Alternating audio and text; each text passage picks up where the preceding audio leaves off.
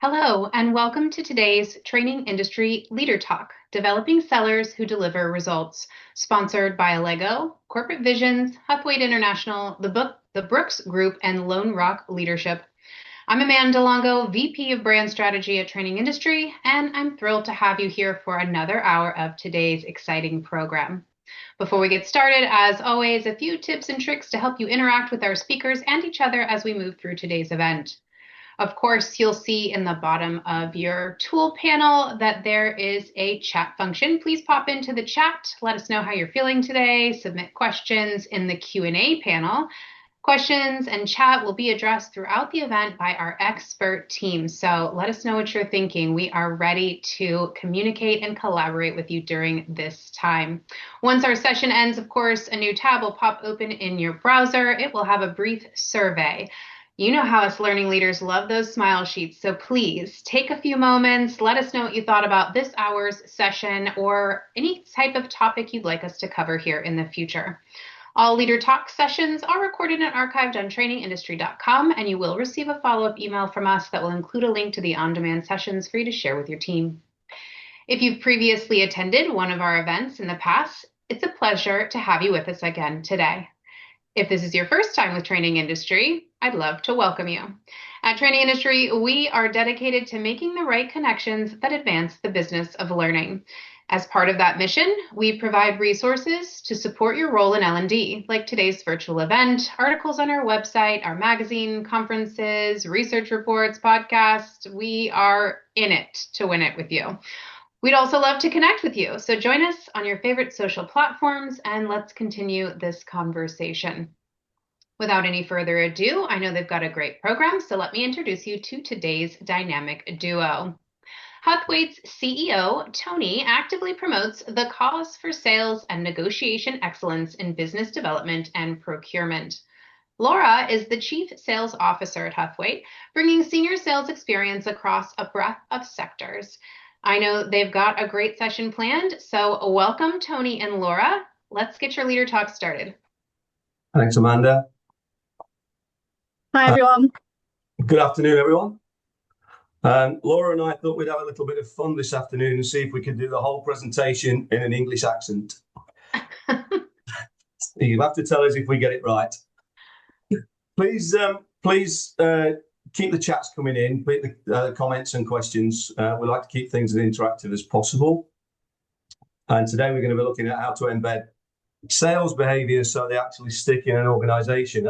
I've seen several great presentations today, some on content, some on coaching, some on motivation, some on mindset, etc., and they've all been fantastic. So I kind of feel a bit bad about having to bring you some bad news.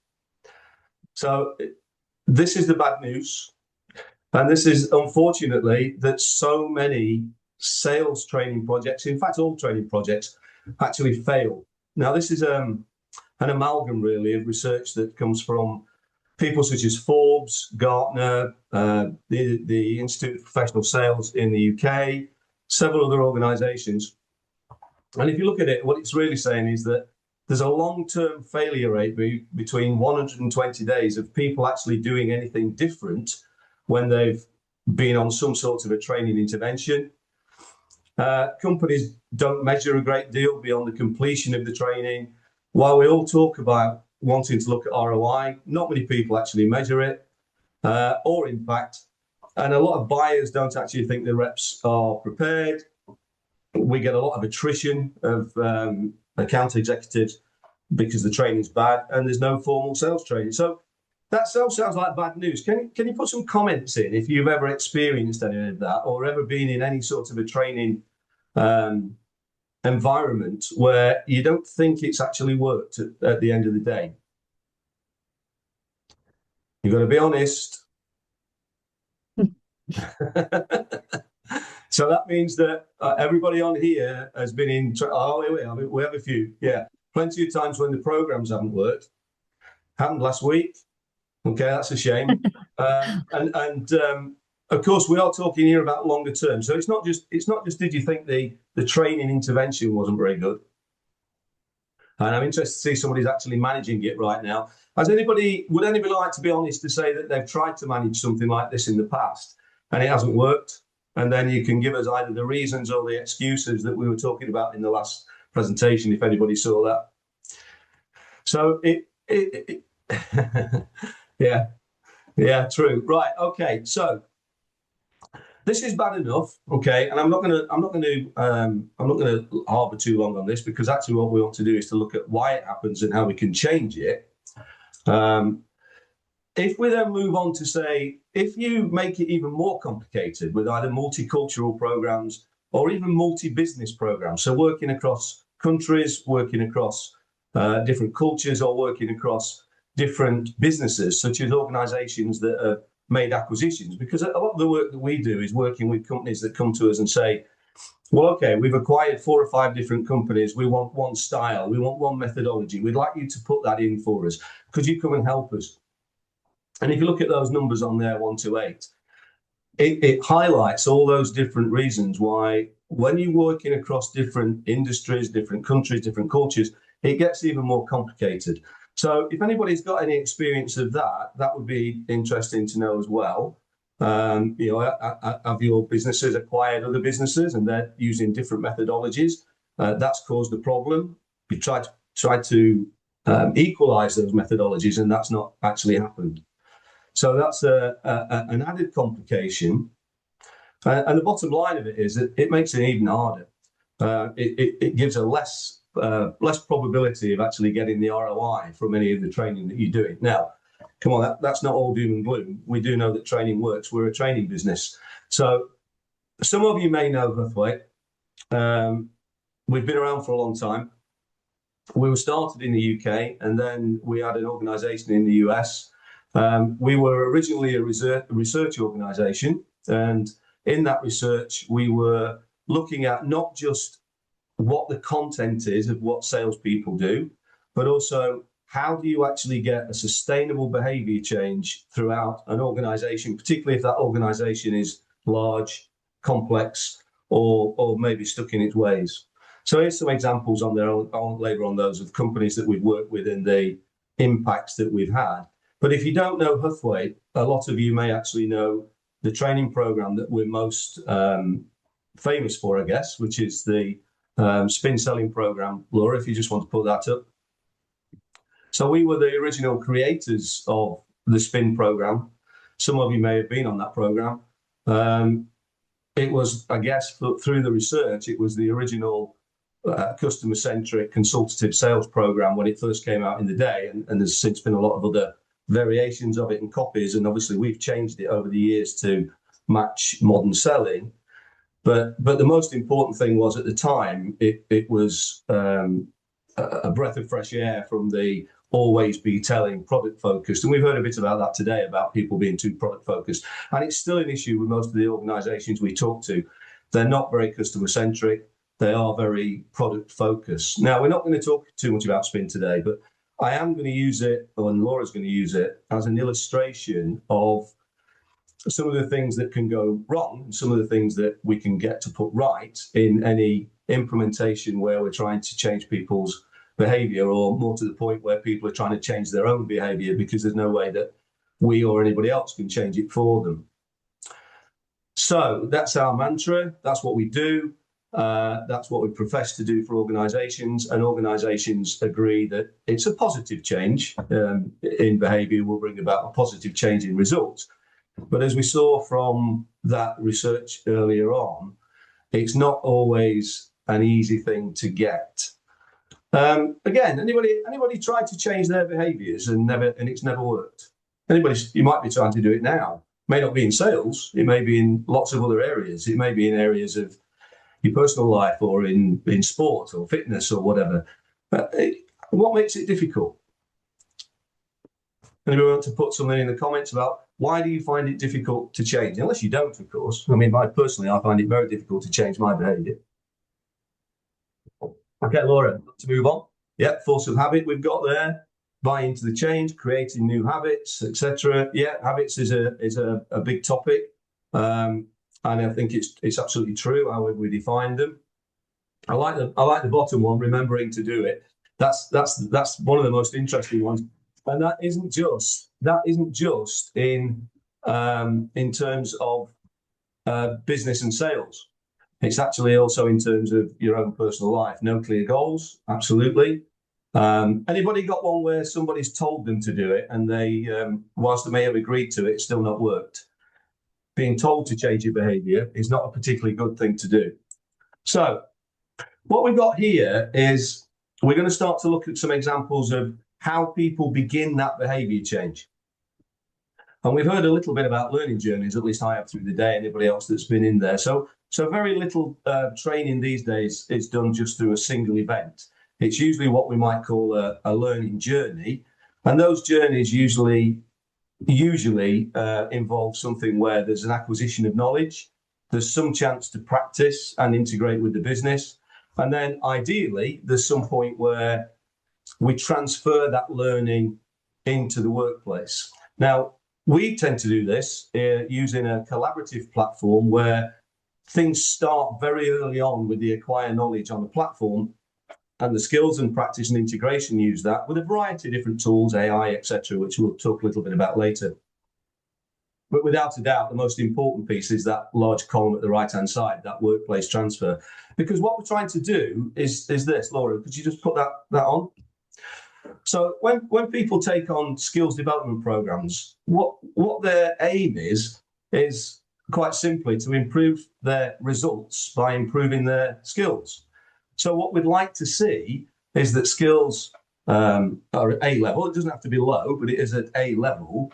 And as we practice and we acquire more knowledge, and then we start to put into the workplace transfer, we actually see some increase in results. That's what you're paying for. That's what organizations pay training businesses to help them with, or even to put it in their own business themselves.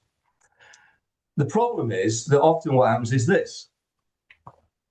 We get to a certain point where we forget to do it. Somebody said we can't remember to do it. It's not a habit, so we don't do it anymore. Anybody who's been in sports or tried to do something sporting will recognize this. If you're a golfer, a skier, a competitive player, basketball, whatever it might be, it's one thing learning things inside the classroom, and it's another thing, or on the blue ski slopes, it's another thing putting it into practice when things get a little bit harder, a little bit more competitive, and there's so many things going on around. So what tends to happen is that people revert back to their old ways of doing things. And in reverting back to the old ways of doing things, of course, what you don't see is a very big increase in results. You might see a blip because people practice it immediately that you finish the training. So we've put a bar up there that says, how can we avoid this gap? Okay. Whilst I'm carrying on talking, does somebody want to tell me how we can avoid that gap? How can we avoid the gap between the things that we want to happen and the things that actually do happen, particularly in this case in sales training? Don't let's get into too many sports, but in terms of training, how do people try and avoid that gap inside an organization? How do they make sure that those skills stick? So regular reviews, discussion, metrics, absolutely. Metrics very important. And what tends to happen is, if we look at how people get into this training in the first place, is this, we're going to look at a very simple organization chart. And you might be, just hold it there, look, you might be one of these people. You might be in the top team. You might be a seller. You may be, when I say top team, it could be any decision maker. You could be on the board. You could be several levels below. It depends on the size of the organization. But unfortunately, what seems to happen in most organizations is somebody up there decides that the people down here need to change. It may be strategic for the business. It may be that they've decided they're going to, as I mentioned before, that they're going to have a one methodology across different organizations. It may be that they've decided that it's one methodology across a globe, and one country has decided they're actually going to make this the unified way of doing things. And if I look back over the many years that I've been in this industry, many years ago, what was happening was that those people up there would decide something was going to happen. The people down here would be told to go and get on with it and get on a training program. And when they come off that training program, lo and behold, it was worse than 120 days. It was probably about 40 or 50 days before they'd actually forgotten everything that had been trained to them. There was no reinforcement and nothing happened. And I may be old enough to remember that. Some people won't, but it was what happening. And I suspect it's still happening now. Because we talk to organizations all the time about how are they going to encourage their people to get this behavior change. Once, of course, you've done all the great work on the TNA and decided what the right methodology is and exactly what you're going to do, you've still then got to make it work. And most organizations now will recognize that actually that's going to involve some other people in the business. It's going to involve some coaches. It's going to involve some coaches, and those coaches may be sales managers, they may not. It doesn't really matter whether they are. They may be peer-to-peer. We do quite a bit of work with organizations where the coaches aren't necessarily the managers. They may actually be people who are better placed in the business for a number of reasons to actually do that coaching. And then there's a management layer somewhere. That might be some guys in learning and enablement. It might be just managers. It could be anybody. But there's a range of people involved. The issue is that wherever you get above that sales manager role or that coach's role, everybody starts off with good intentions, but don't realize that the people in the business that need to change is not just the sellers. It's the coaches. They need to go through coaching programs. They need to know how to coach, etc. That's fine. But it's also a layer above that, because in most implementations that we see, the coaches are left to get on with it. There's very little measurement of how much coaching happens. There's very little work done with the coaches. There's very little support for the coaches once they've been trained. So there's almost a disengagement of everybody above that coaching level once that initial training has been done. And what's very important is that you try to bring those two groups together. You try and bring the people above the coaches to the coaches. So there is some measurement of coaching, there is some management of coaching, and that's actually the core group to focus on. Once we've done all of the TNA and we've decided what the sellers need to do, and that's why how they need to change, we've then got to work with those people in that middle section, and that's what we do an awful lot of. So if you've been in any of those organizations, or you're in one now where it's not being followed through properly, then again, please feel free to make some comments. Laura, just want to move on. So when we look at the challenge, this is what we've seen in the last 18 months. So it would be great to say that what we're talking about here isn't true, and that all organizations do make sure that that organizational chart comes together and it works very well. The reality is it doesn't. And certainly for the last 15 years, with senior teams that we've been selling to, we always talk about that slide that was on previously. And every organization, almost 90% of those organizations say, yep, that's happened to us previously. It won't happen this time.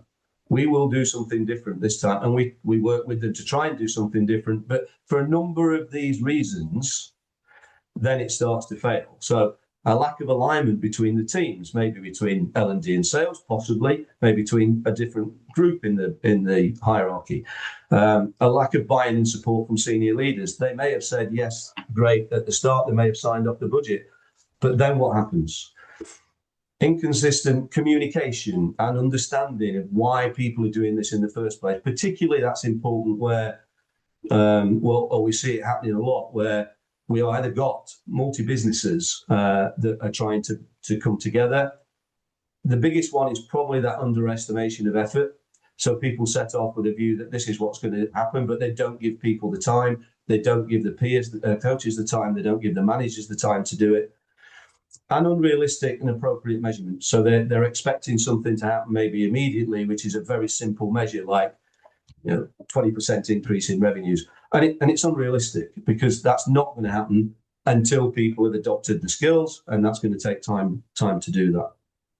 So if we then say, well, okay, what do we do? Okay, we've then got training fails because of an increase in knowledge, but not actually changing anything out in the field.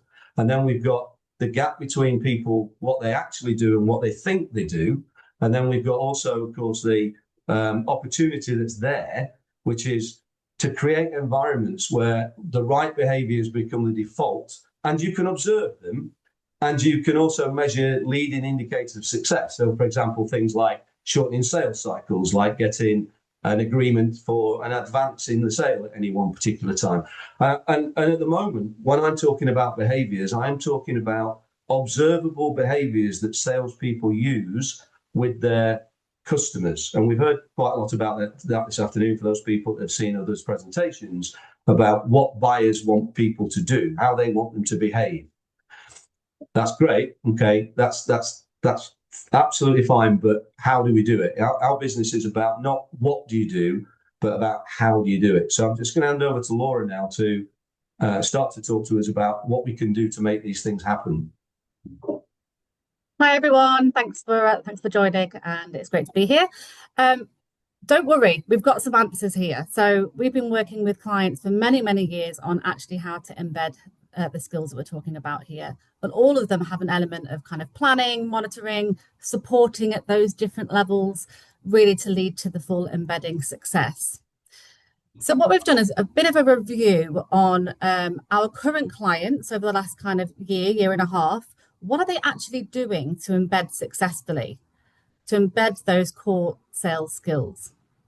And actually, we've seen a bit of a pattern. There are 6 core components that we recognise that those that are most successful that we're working with, that have implemented a really successful plan, have incorporated these 6 core components.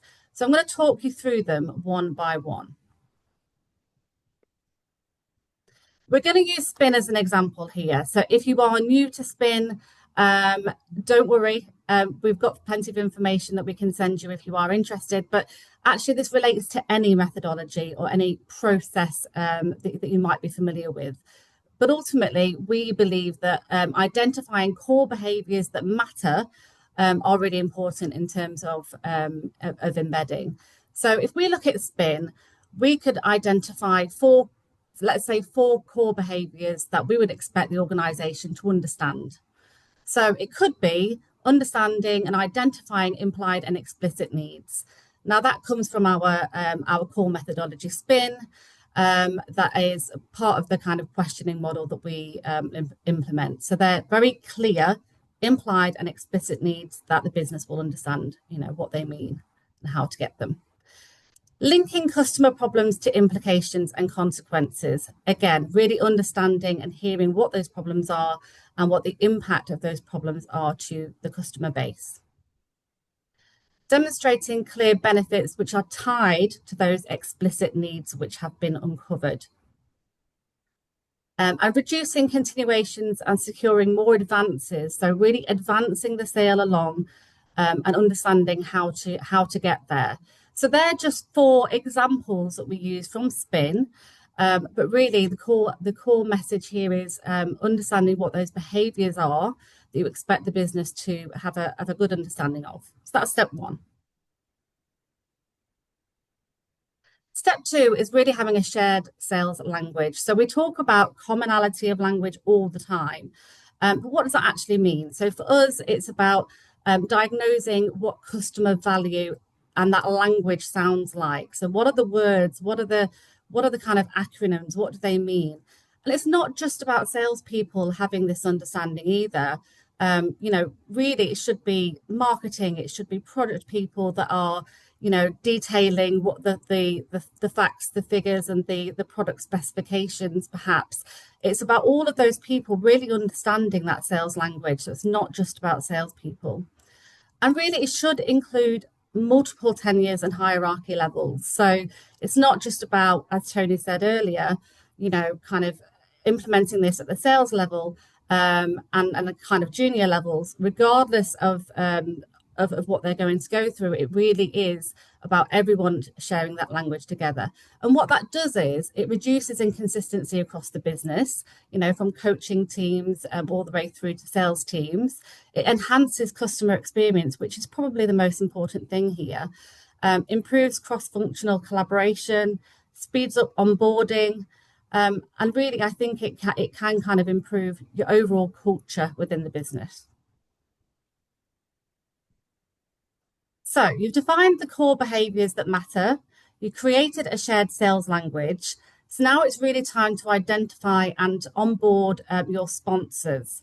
So I'm just going to pause for a moment. Do you want to share any kind of implementation that you might have attempted this year where you have needed the help and support from your colleagues?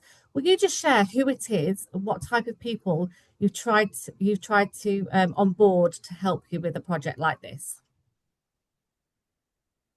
Tony, if you want to check the chat box, I can't quite see it at the moment because I'm sharing. Yeah, of course. Thank you.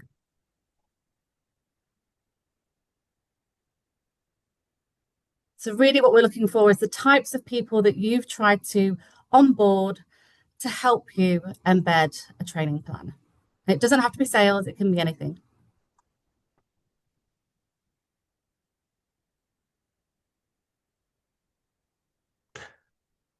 Tried with sales managers and directors. Mm-hmm. It'd be great to know how that went as well.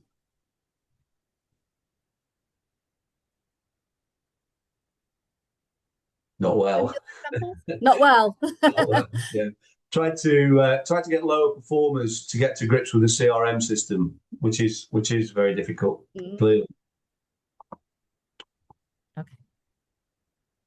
So when we're talking to L&D professionals such as yourself, really what we recommend to them is that they lay the foundations for long-term success. How can they do that? So we would say it's really about making sure that you are working with the leadership team, and it's about sharing the knowledge, making sure that they can communicate effectively across multiple channels in terms of what they're about to onboard and how they're going to do it.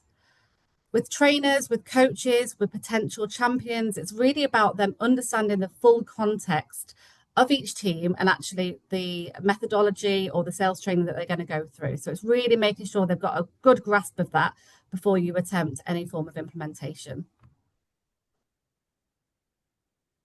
Just going to move my box.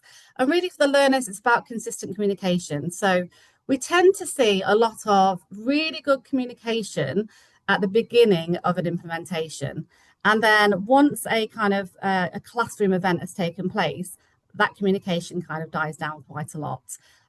What we recommend is a consistent communications plan, which involves the leadership team, trainers, coaches, champions, all the way through to the learners. And it should not stop at, kind of the initial point of workplace transfer. Now, when it comes to senior leaders, really to make that change happen, it's about building momentum. So I'm going to give you 3 examples here of things that they can do. So it's about launching messages and naming maybe 2 or 3 of those critical behaviors that we referenced earlier. So perhaps having some examples of the use quite early before they implement any training. It's about recognition tied to those behaviors. So if they're performing well, can we recognize that? Can they recognize it themselves? And tying that into revenue, and actually modeling that language within meetings, within one-to-one sessions, really modeling those behaviors, which is why it's so important to get senior leaders on board earlier to really help build that momentum for change. For us at Huthwaite, this is kind of what it would look like in terms of the core roles that we would look at when we're working with clients who are trying to implement something like Spin. We would be looking at things like, okay, what is the responsibility for the seller and how are we going to support them? We would say, are we going to look at coaches? Are we going to have champions? What is the route for AI? So we know that with AI, it can be a fantastic tool, particularly when it comes to individual coaching. So looking at the options there and about the sort of adoption that we would expect from the learners. High-level management teams, what support do they need? Do they need to go through the training? At what levels do they need to go through it at? The L&D and management team, should they be master coaches? Should they actually go through a train the trainer? All these things need to be explored. before we implement anything. So that's just our example of what we would look at in terms of those roles and making sure that all of those people are engaged from the beginning and that it's not an initiative that's been placed on them, but actually we're really engaging and collaborating together to create the end result. So you've defined the core behaviors that matter. You've created a shared sales language. You've onboarded your sponsors. And now it's time to really think about the delivery mix. I think we talked about it earlier, but essentially, how are we actually going to get these skills to the people? For us, we've got a different delivery and practice mix. So we have in-person kind of skills practice. We have virtual skills practice, digital, instructor-led, partner-led, kind of joint classes. So that's for us. That's how we would deliver. But I would say today, the majority of clients that are undertaking a kind of change like this, they don't always pick the same delivery method. Sometimes it is a mix. So when you're considering a initiative like this, what goes through your mind when you are trying to pick the right delivery mix? If you want to share some of those in the chat function, that would be really helpful. What considerations do you make? What do you think about when it comes to your teams and how you're going to deliver the training? Can you see these, Laura? I can't. Okay, so we've got on-the-job training, which is great. I think doing it within the workflow of the organisation is absolutely ideal. Mm-hmm. What are the resources we have, and what level of behaviour change or adoption is needed?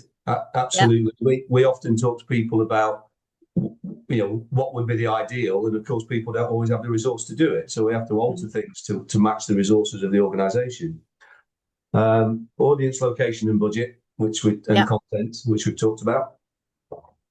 A lot of pushback on taking people out of the field, so I have to find ways to minimise that. That's absolutely true. We get that quite a lot in consultative services, professional services as well, where people are paid by the hour, paid by a client by the hour, and they certainly don't like to be doing that. Cultural differences, travelling to HQ, so mentors and mentees, so looking for mentors and mentees. Yeah, absolutely. Yeah, great, fabulous, great examples. Thank you. Here are some that I want to share. There are plenty more. One I think I'd like to draw your attention to is really that delivery method. What will be most widely accepted? So often when you've got people at different skill levels who are perhaps some that are more experienced, some that are less experienced, some that are very technically competent, those that are perhaps a little afraid of the technology. You might have to pick a mix of different things, or we might have to amend the learning journey so that each person can achieve what they want to within that framework. So another one, I mean, you've mentioned some of them here really around kind of geography and budgets. What is their comfort levels and confidence with those delivery methods? What do we have the budget for? What processes and technology do we have to support? So many of the clients that we work with already have an LMS that they want to use. Sometimes, they have their own trainers, etc. So it's sometimes about making the most of your resources as well. And I guess it goes along the same with embedding as well. This can be quite cultural, and it's not always about who the people are. It's sometimes about what is the right thing to do at the right time. So again, just some embedding ideas here that we regularly talk to our clients about. What are we actually going to do? So between that time of leaving the classroom within workplace transfer, that individual may have, kind of lots of digital resources, which is wonderful. But what else can you do really to support them and make sure that the changes in their behavior are, continuous, that we're starting one thing at a time and that we're constantly reminding them and having further practice opportunities. So that tiered coaching support that Tony mentioned earlier around really making sure that those levels are supported, that's really important. Refreshers, AI mentors and assistants, like we've talked about, all of these things really do need to be considered right at the beginning of any kind of initiative like this. Okay, so you've defined the core behaviours that matter. You've created a shared sales language and everyone knows what that is. You've identified and onboarded your supporters. You know the delivery and practice mixes. Now it's time to think about, okay, how are we going to measure this? So I want to pause again here just for a moment. When you measure the effectiveness of training, how do you do it? What do you look for? What does good look like to you? If you want to share some examples.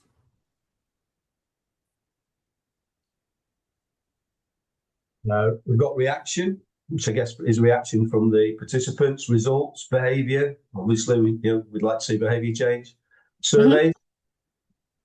So the reaction piece is we call them happy sheets at Huthwaite. So, it can be difficult, that one, because sometimes people just enjoy the experience and they might have just enjoyed the lunch. Patrick levels, which we use. Yep. Understood. First steps that can be applied straight away. Okay, reverting back to what we were looking at earlier, you've got to go and do something that works. Assessing retention after 30 days. That's great.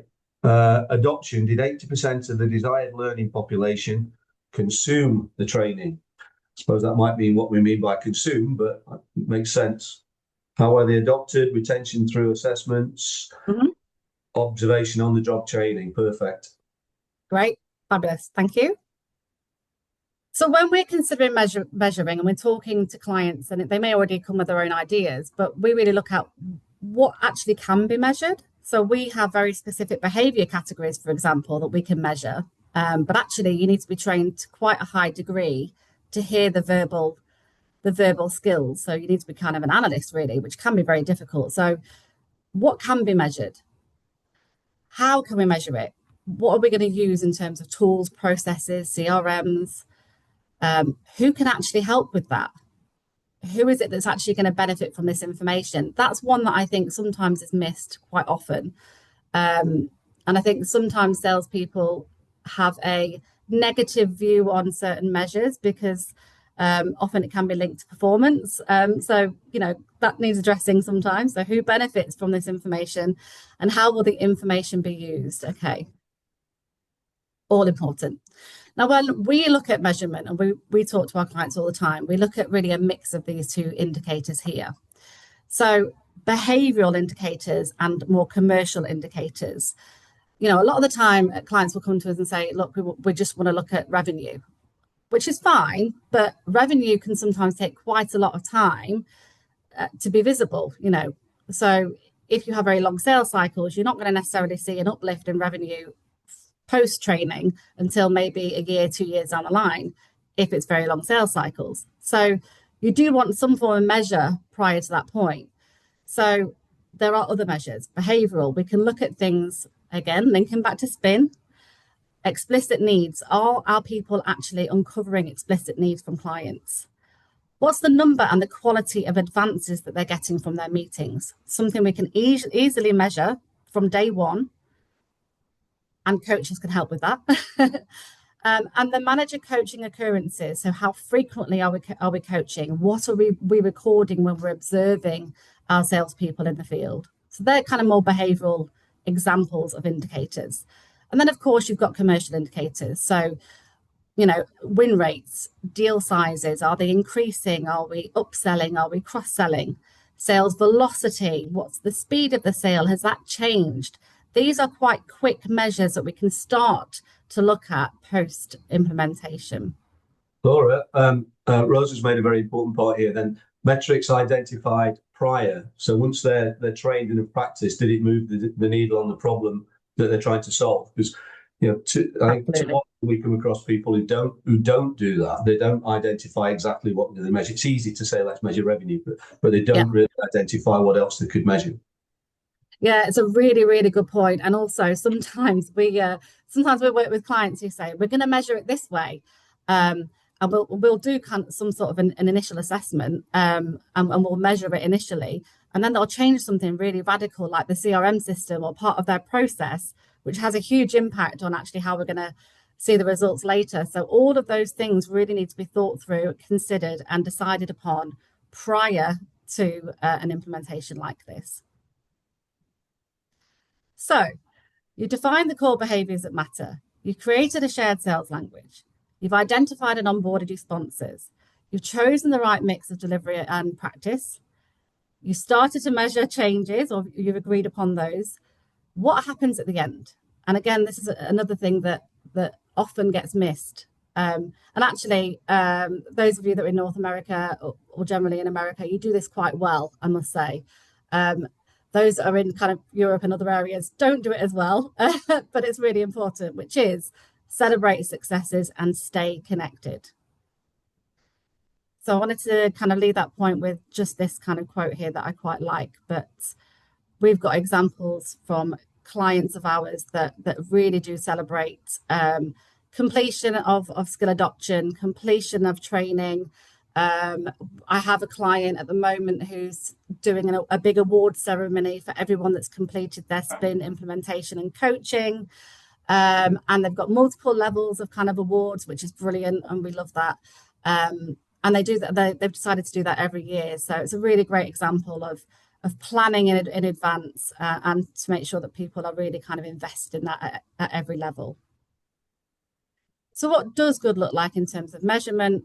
We've used just 3 small examples here of some of our clients.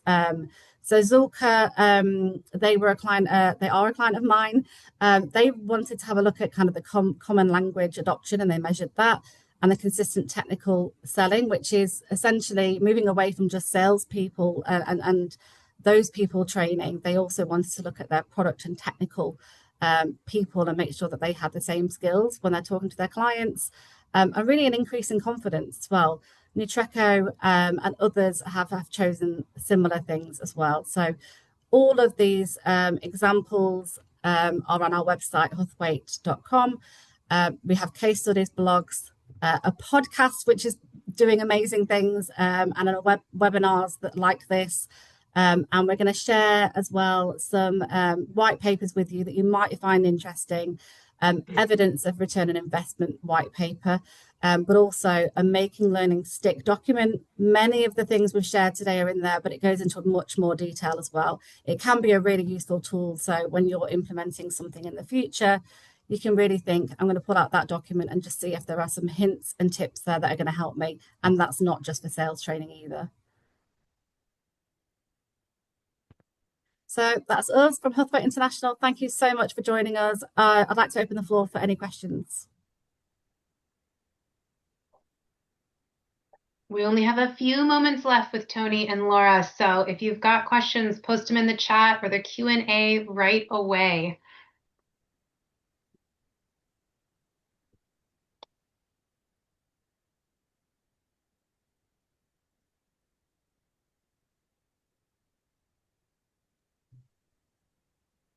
It's been an active 42 minutes, so maybe everyone's got all their questions answered. I know you had tons of really great content, and that chat, honestly, the 4th hour in, I don't know that I've ever seen it kind of blow up quite as well. So kudos to you and your content and keeping our audience alive here an hour 4. We will be sharing, of course, all of our resources. There's just a point whether or not you could reshare the resource site.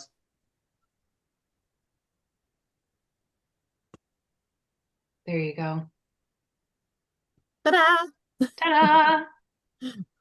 And something tells me you'll be following up with an email to all of our attendees today with all of this great content as well. Yeah. Absolutely. We're very friendly. Please feel free to, reach out to us on LinkedIn if you have questions or just want to chat.